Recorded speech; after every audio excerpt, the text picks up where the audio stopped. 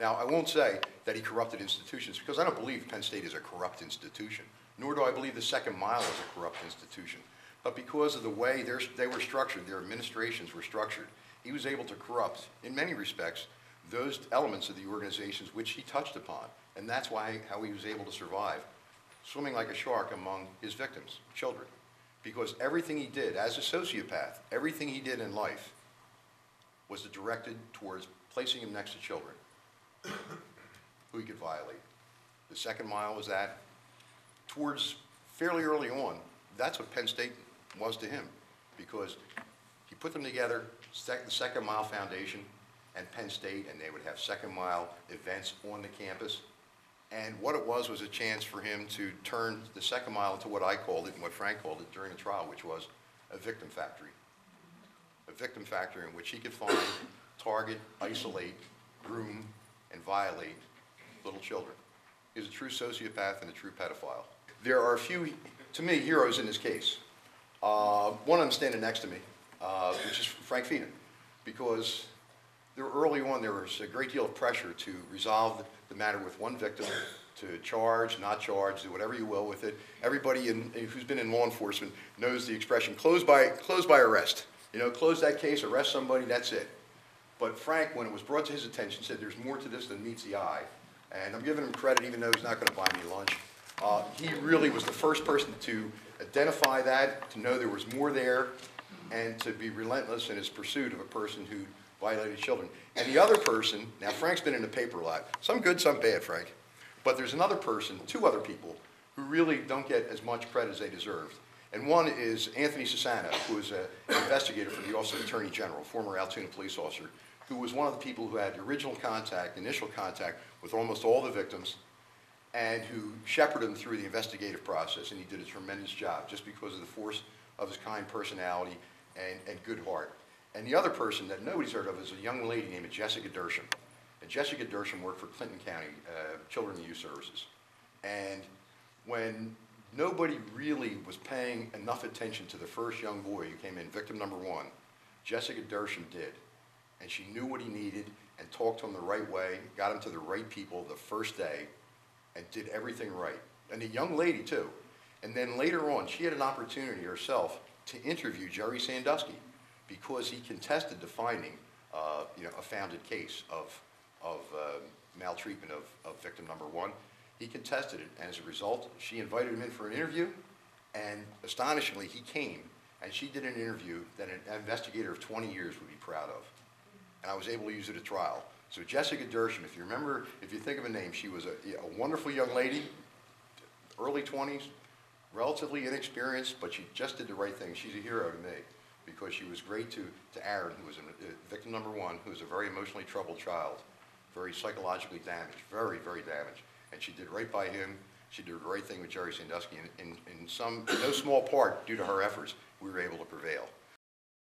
That we spoke to said the same thing. It was like they all, these are people who never had known each other. These are people who were decades apart in age. Everyone said the same thing, which is, this is a waste of time. This man is so powerful. You will never, ever convict him. Who's going to believe me? Who's going to believe me? I can't stand up against Penn State. I can't stand up against this guy. And the Touch title is, probably the greatest example of what we're talking about. Jerry knew, get right in your face. Write a book about his relationship with prepubescent boys, make it look like it's all about love, and in his mind it was all about love, in a completely demented, horrific way, but that's what he believed, and entitled Touched, just like showering with the kids, just like being constantly in the recreational facilities at Penn State with them naked or half-dressed. I mean, he did that as frequently as he could, because again, it insulated him. He understood in that community it would insulate him, and it did. And eventually, after having contact with many, many victims, and those who denied, but who were obviously victims, I've talked to a few of them, and it's very sad. Frank identified those who were best to present a case at trial. And that included 8, live witnesses and the 2 cases in which events were observed. And he was arrested, as you saw in the earlier slide, in November and then rearrested in December of 2011 with 8 live witnesses, young boys. And they ranged at the time from the age of 15, I think Aaron was about 15 or did he turn 16 yet? By 11? I think 15 at the time, and he reported. 15 to 29. The oldest was 29. And at almost every age in between them.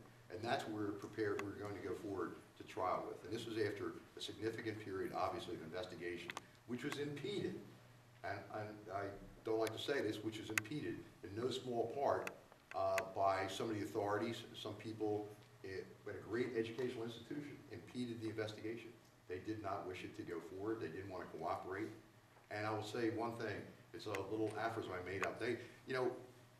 Why would Penn State or the Second Mile or any institution or organization or entity want to resist an investigation of the victimization of children? Why would you want to do that? I also investigated the Catholic Church and priests of the Catholic Church. Same thing. You think, why would they want to do that? And you realize that persons involved in these entities, organizations, institutions, start to identify so greatly with that organization, with that entity, with that institution, they want to protect the entity. They've forgotten about the individual. They're looking at the big picture, and they're thinking about their institutional reputation, and maybe how it reflects on them, or maybe their connection to it. And I say this, that the persons who are concerned about institutional reputation, above and beyond institutional integrity, end up with neither. And that's what's happened for a while, as you can see. And it's undeserving for the institution, but those people in powerful positions represent the institution. They do that, and they impeded the investigation. And Mike McQueary, as Frank has said, when he was first contacted, he was forthright, honest, straightforward, candid about everything. What made him look good, what made him look bad, what made him look indifferent. He told exactly what he did. And he never, in my experience, and I spoke with him a lot, and so did Frank, never wavered from that.